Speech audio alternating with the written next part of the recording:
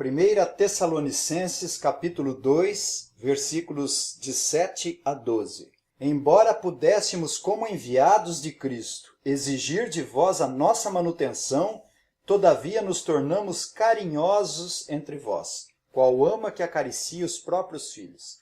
Assim, querendo-vos muito, estávamos prontos a oferecer-vos não somente o Evangelho de Deus, mas igualmente a própria vida.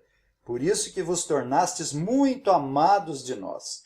Porque vós recordais, irmãos, do nosso labor e fadiga, e de como noite e dia labutando para não vivermos à custa de nenhum de vós, vos proclamamos o Evangelho de Deus. Vós e Deus sois testemunhas do modo por que piedosa, justa e irrepreensivelmente procedemos em relação a vós outros que credes. E sabeis ainda de que maneira, como pai a seus filhos, a cada um de vós exortamos, consolamos e admoestamos para viverdes de modo digno de Deus, que vos chama para o seu reino e glória. Nosso Deus e nosso Pai, nós agradecemos por essa oportunidade maravilhosa, onde um morto pode ressurgir, onde um cego pode ver e onde o surdo pode ouvir. Por isso nós rogamos as tuas bênçãos e o poder do Espírito Santo, a fim de que produza os seus efeitos conforme lhe apraz na vida dos ouvintes, produzindo salvação e santificação, bem como na minha vida. Oramos agradecidos em nome de Jesus. Amém. Nós vimos nesse capítulo como os autores Paulo, Silvano e Timóteo foram ameaçados e infamados por pessoas que tentaram injuriar a pessoa deles lá em Tessalônica, procurando não apenas difamar os mensageiros, mas com isso matar a mensagem. Vimos também os atributos de um ministério genuíno. Em primeiro lugar, foi a atitude correta deles, pois pregaram sem covardia, sem oportunismo e sem interesse pessoal. E o segundo atributo foi acerca do conteúdo da mensagem, pois pregaram sem invenções, bajulações, sem sabedoria humana e truques, mas propagaram a palavra de Deus de forma pura e incorruptível. E nesses versos temos outras qualidades adicionais de um ministério genuíno. Além da atitude e do conteúdo que foi dito, nós temos aqui o amor abnegado e o procedimento santo de modo digno de Deus. Então vamos considerar essa porção da palavra de Deus sobre o tema outras qualidades do ministério genuíno. Nos versículos 7 a 9, aparece o amor e a abnegação pela igreja de Tessalônica. Nós lemos: embora pudéssemos, como enviados de Cristo, exigir de vós a nossa manutenção, todavia nos tornamos carinhosos entre vós, qual ama que acaricia os próprios filhos. Assim, querendo-vos muito, estávamos prontos a oferecer-vos não somente o Evangelho de Deus, mas igualmente a própria vida. Por isso que vos tornastes muito amados de nós, porque vos recordais, irmãos, do nosso labor e fadiga, e de como noite e dia, labutando para não vivermos à custa de nenhum de vós, vos proclamamos o Evangelho de Deus. Então eles combatiam as sugestões que eram mais um dos filósofos interesseiros que percorriam a via Ignácia, e que com suas engenhosidades propalavam suas ideias egoístas, apenas com o intuito de alcançar benefícios materiais e favores financeiros de seus ouvintes. Mas Paulo apela para o amor abnegado dele ao anunciar o Evangelho para os membros de Tessalônica. Com a expressão, embora pudéssemos como enviados, a palavra enviados no grego é apóstolos. É como se ele dissesse, como apóstolos, temos o direito de exigir de vocês a nossa manutenção. Quando Paulo usa essa expressão no plural, embora pudéssemos como enviados, incluindo como apóstolos Silas e Timóteo, claro que Silas e Timóteo não eram apóstolos, e sim evangelistas. Mas Paulo gentilmente inclui Silas e Timóteo, chamando-os de apóstolos. Eu chamo a atenção dos ouvintes que evangelista e apóstolo, no sentido técnico, não existe mais. Eles não deixaram sucessores. Os evangelistas ministravam com a autoridade dos apóstolos. Os evangelistas bíblicos eram a boca dos apóstolos, e os apóstolos eram a boca do próprio Senhor Jesus.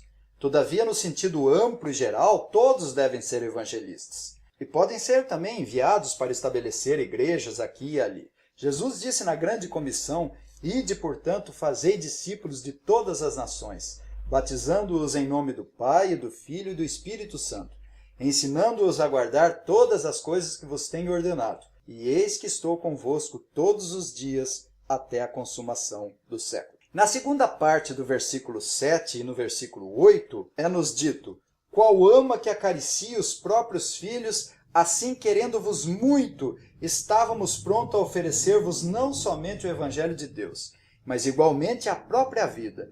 Por isso que vos tornastes muito amados de nós. A palavra grega para ama, aqui, tropos, se refere a uma nutriz, uma enfermeira que amamenta uma criancinha. A ideia aqui é que eles amavam tanto aquela igreja como uma mãe que estava pronta a oferecer a própria vida pela igreja. Como o amor de Cristo pela igreja em geral, Efésios 5:25 diz: maridos, amai vossa mulher, como Cristo amou a sua igreja e a si mesmo se entregou por ela.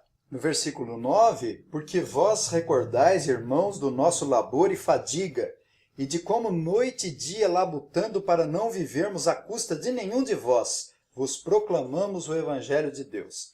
Apesar de ter o direito de ter a manutenção da igreja, eles preferiram labutar dia e noite, a fim de que a entrada e a promoção do Evangelho em Tessalônica fosse facilitada. E isso por causa das falsas acusações contra eles. Portanto, eles tinham o direito de receber a manutenção da igreja.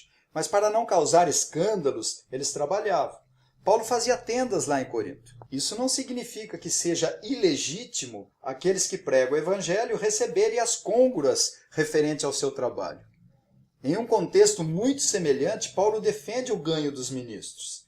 Em 1 Coríntios capítulo 9, versículos 13 a 14, 1 Timóteo 5, versículo 17, Filipenses 4, versículos 10 a 18, é-nos informado que Paulo recebia donativos e salários para poder servir a igreja de Corinto, dita lá em 2 Coríntios capítulo 11, versículo 8. Jesus falou que digno é o trabalhador do seu salário quando enviou 70 para evangelizar. Portanto, a realidade em Tessalônica era outra. Eles foram expulsos da cidade, tiveram que pagar fiança. Então, para acessar o evangelho naquela cidade tão atribulada, eles preferiram não tocar em dinheiro. Isso tem sido uma realidade entre nós até hoje. Pessoas nos difamam dizendo que as igrejas só pensam em dinheiro e que os pregadores procuram obter vantagens financeiras e lucros indevidos. Esse é o argumento de Satanás para impedir o avanço do evangelho. No versículo 10, vós e Deus sois testemunhas do modo por que piedosa, justa e irrepreensivelmente procedemos em relação a vós outros que credes. Assim eles tiveram um comportamento justo, provando através da obediência, de acordo com a lei de Deus, que eram piedosos e irrepreensíveis. O propósito era honrar os atributos, dignificar o nome e glorificar a pessoa do Senhor Jesus Cristo. Sem preconceito de um em detrimento de outro, sua reputação pública continuava intocável, cuja conduta moral era ilibada e perfeita. Nos versículos 11 e na segunda parte do versículo 12, e sabeis ainda de que maneira, como pai a seus filhos, a cada um de vós exortamos, consolamos e admoestamos para viverdes de modo digno de Deus. Eles se compararam como mãe no versículo 7 e agora se comparam como pai. Amavam como uma mãe que ama os seus próprios filhos, mas no que diz respeito a exortar e encorajar, amavam como um pai, que exortava e repreendia com brandura, advertia, eram firmes e trabalhavam também. O cuidado pastoral deles era grande, pois entregavam a própria vida pastoreando, cuidando, alimentando a igreja, sendo fiel a Deus e duro com o pecado. Essa carta é uma das mais duras contra o pecado sexual, descrita lá no capítulo 4, versículos 2 a 6. Se Deus quiser, haveremos de considerá-los. Portanto, como um pai, não deixaram de exortar, consolar e admoestar àqueles que precisaram de admoestações. E sabeis ainda de que maneira, como pai a seus filhos, a cada um de vós, exortamos, consolamos e admoestamos para viverdes de modo digno de Deus. A segunda parte do versículo 12 é-nos dito que vos chama para o seu reino e glória. Aqui se aparece a doutrina do chamado eficaz, tão difundida e defendida pelos reformadores. A Confissão de Westminster trata muito bem desse assunto, bem como os catecismos que vos chama para o seu reino e glória. Observe com essa expressão, que vos chama para o seu reino e glória, é um chamado eficaz aos eleitos para o seu reino e glória, ou seja, para os novos céus e nova terra que os tessalonicenses aguardavam, como vimos no capítulo 1, versículo 10. Eles são eleitos no capítulo 1, versículo 4. Então, o chamado eficaz é o convite do Evangelho tornado efetivo para a salvação no coração e vida do predestinado. Deus sobrenaturalmente o transforma, habilitando-o a receber o convite, a fim de que possa responder positivamente com arrependimento e fé. No versículo 12, que vos chamo para o seu reino e glória, aqui na segunda parte, o chamado divino não está baseado em qualquer mérito ou obra prevista naqueles a quem Deus escolheu. Mas como disse Paulo em 2 Timóteo, capítulo 1, versículos 8 e 9, segundo o poder de Deus que nos salvou e nos chamou, com santa vocação, não segundo as nossas obras, mas conforme a sua própria determinação e graça que nos foi dada em Cristo Jesus antes dos tempos eternos. Então o chamado divino, ele não se baseia em obras previstas naqueles a quem Deus escolheu. Romanos 8,30 diz, aos que predestinou, a esses também chamou. E aos que chamou, a esses também justificou. E aos que justificou, a esses também glorificou. Então essa doutrina do chamado eficaz, ela é bíblica e ela é estendida eficazmente, chamada eficazmente apenas aos eleitos, que com certeza no tempo devido de Deus vão nascer de novo e responder com fé e arrependimento. João Calvino disse, somente quando Deus brilha em nós pela luz do seu Espírito é que obtemos qualquer proveito da palavra. O chamado interior, a qual só é eficaz e peculiar ao eleito, é distinta da voz dos homens que vem do exterior. Spurgeon também disse nesse sentido, durante o tempo que quiser, você poderá exortar um cego a enxergar, porém ele não enxergará. O quanto quiser, você poderá exortar um morto a viver, porém ele não viverá somente através da sua exortação. Algo mais é necessário. Quer dizer, o Espírito Santo, somente o Espírito, pode abrir os olhos do entendimento espiritual. Posso abrir a Bíblia e exortar alguém por horas, mostrando os terríveis tormentos do inferno. Posso mostrar por horas as riquezas da graça e as maravilhas do céu. Posso até implorar e chorar por mais algumas horas a fim de que ele se arrependa e receba Jesus, mas se o Espírito Santo não o chamar eficazmente, esse alguém não conseguiu entender nada, pois continua surdo e não querendo as coisas espirituais. Essa é a doutrina do chamado eficaz, tão importante para a nossa vida espiritual, ou seja, para a própria salvação. Se não for chamado por Deus, não há salvação. A salvação pressupõe o chamado de Deus. O chamado de Deus pressupõe a regeneração. Deus chama para regenerar. Eu quero concluir essa mensagem chamando a atenção dos ouvintes para essas qualidades adicionais do verdadeiro ministério. O amor abnegado de Paulo.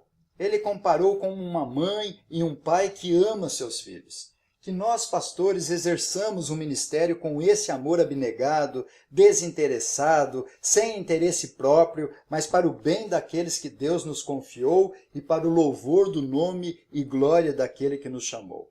Que Deus nos dê a graça de desempenharmos o nosso ministério de forma que não nos desabone pela má conduta moral reprovável que venha desqualificar o Evangelho por causa do nosso mau comportamento, do nosso mau procedimento. Quantos problemas financeiros por causa da péssima administração da liderança? Isso é uma vergonha. Problemas morais sérios que escandalizam a igreja. Estamos em uma época em que o evangelho, os ministros, as igrejas estão desacreditados com escândalos financeiros e sexuais.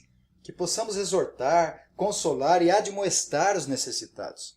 Eu finalizo com as palavras de Paulo em Colossenses capítulo 1, versículos de 9 a 12. Por esta razão, também nós, desde o dia em que o ouvimos, não cessamos de orar por vós e de pedir que transbordeis de pleno conhecimento da sua vontade, em toda sabedoria e entendimento espiritual, a fim de viverdes de modo digno do Senhor, para o seu inteiro agrado, frutificando em toda boa obra e crescendo no pleno conhecimento de Deus, sendo fortalecidos com todo o poder, segundo a força da sua glória, em toda perseverança e longanimidade, com alegria, dando graças ao Pai, que vos fez idôneos à parte que vos cabe da herança dos santos na luz. Que o Senhor nos abençoe. Amém.